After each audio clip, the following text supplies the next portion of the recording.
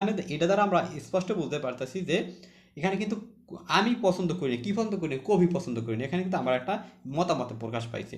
যাই হোক, এটা কিন্তু তাহলে তোমার অ্যাসার্টিভ সেন্টেন্স।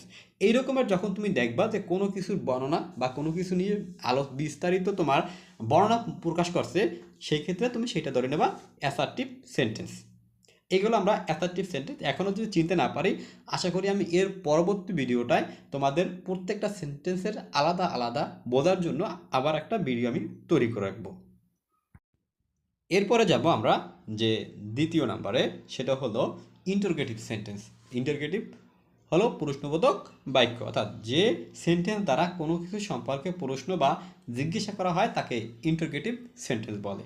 এখন ইন্টারোগেটিভ সেন্টেন্স আমরা কীভাবে চিনব যে এটি ইন্টারোগেটিভ সেন্টেন্স? দেখো, তুমি প্রথমে দেখবে এটা ডাব্লিউএইচ ওয়ার্ড অথবা টু বি ভার্ব অথবা অক্সিলারি ভার্ব অথবা হেল্পিং ভার্ব অথবা